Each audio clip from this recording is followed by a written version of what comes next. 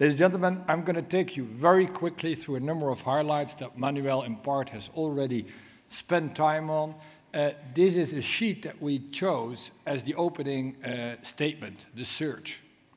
There are so many things happening, not in Belgium, but in cable over the last 12 to 18 months that I think that we all see it. Policymakers, customers, media players.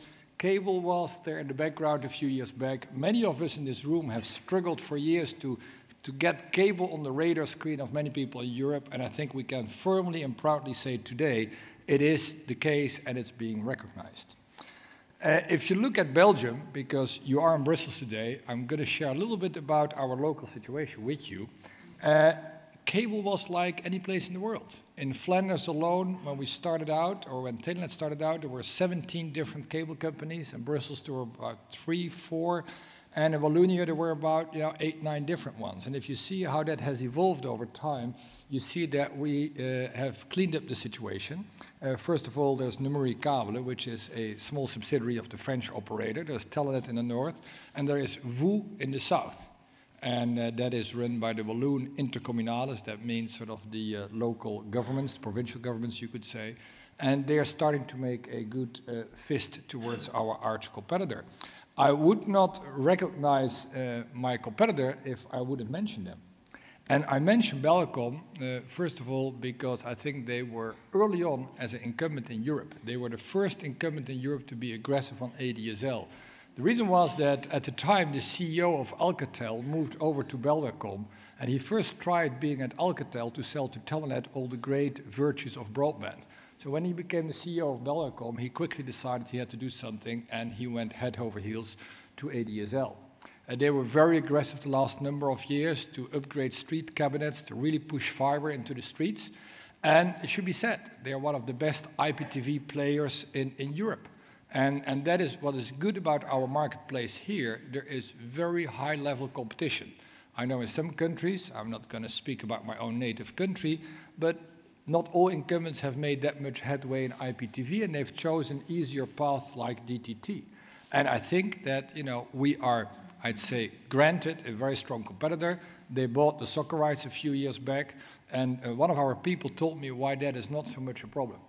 Because if you have Belgian soccer, women don't like that. So if it's up to women to make a decision, do we go for copper or cable? They say with cable we don't get soccer in the home. So there's a lot of people that chose for Telenet, and that's a good thing. Fixed and mobile. Belcom is a very good example, I think, of what is still a lackluster development in our world. Belcom knows that on the copper side, the world may be tough, but they own a huge mobile operation, and they're going to put the two together, and we'll talk about it later. Let me see, there it goes. I'm not going to spend a lot of time on this. This is a message that I think Manuel has clearly conveyed to you. Competition, based on infrastructure really works.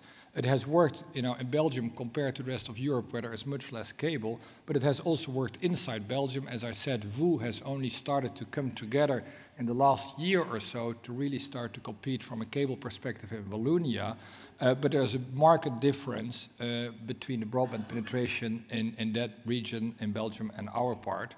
And on the right-hand side, you see that the heavy competition between Belcom and Telenet really, drives the whole digital penetration story here. The only unfair thing always is that, the journalists always compare the Telenet and Belcom numbers and say, well, Belcom did more or less than Telenet. And we say, well, wait a minute, we're only in half the country. But on the other hand, that's okay if they want to compare it that way. This is a critical picture for many of you as well, I think. This is reflecting the revenue size of the various markets in Belgium. What you see is the Belgian telecom market is about 9 billion today. 4 billion is mobile, 4 billion is fixed, and 1 billion is TV. And what clearly blares at you from this picture is that although many people see Telenet as a very big company, in revenue terms, and therefore also EBITDA and cash flow terms, we are a lot smaller than our advertising campaigns would make you believe. And that is why cable cannot sit still. We cannot rest on our laurels. We will have to keep moving, and there will be other reasons why we have to, but this is one key one. If long term we want to stay a competitor in this market, we have to figure out to eat a bigger piece of that pie. Now, if we talk about cable in the future, we said what would be a good model to talk to you about very briefly and say if you really excel on those three levels, you probably end up with a good cable company. And we chose with the team, the three teams: brand, convenience, experience. Brand, we're going to talk about. Convenience is all about, you know, customer services, and experience is about great cable products. So let's delve into it. First, brand. What is good about European cable is that we have got brands today. When I joined Telenet a number of years ago, I remember that people said there are no brands in cable in Europe. And I think we can proudly say today, whether it's UPC, Comhem, Numericable in France, Virgin, of course, in the UK, there was a great move to connect it to cable. All of a sudden, the European cable community has brands. But what is great about those brands is that all of them have taken their brand a step further down to the product level. And I can best give you the Telenet examples, where you see here that we have consistently exploited our brand not only in the dealerships, but also at the airport for Wi-Fi services. And the people that come mostly in your home, and those are the repair people and installers. They are the front to the customers. We've spent a lot of time how they are dressed, what the trucks look like, and how that all fits together in one single universal picture. The other thing that cable has done well is go to the product level and innovate there. Telenet at the time launched not a set-top box or a decoder, we launched a digibox and later the digicorder. That has become so much a sort of a Xerox-like expression that many people call Belgium and say, can you, give me a digibox? And then they have to say, well, we don't have that. Yeah, that's with the other guys. UPC in the Netherlands has launched fiber power. I think that launching 3.0 DOCSIS is great, but to translate that into a marketing concept is wildly more important.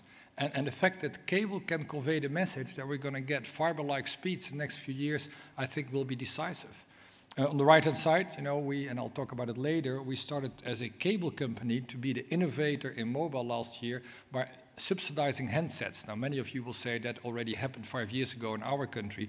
In this country, the mobile operators managed to not subsidize their handsets, and it took a cable company to get that one broken and do it. So why care about a brand? We care about a brand because long-term we think it's about loyalty. It's about product expansion. You can only go into different products like mobile or whatever else may be beyond speed available to us if you have catered for a brand with your customer base. That is long-term marketing, and I think that cable is doing many of those things.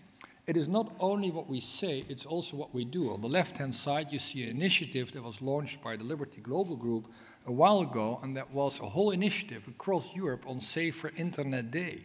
And I think that many European cable companies owned by Liberty in Europe all participated to convey a message to the press, to politicians, that it's not only about selling speed, it's also about protecting people at home, and we had very smart brochures to inform people about the dangers of internet. That, I believe, will become an increasingly important part.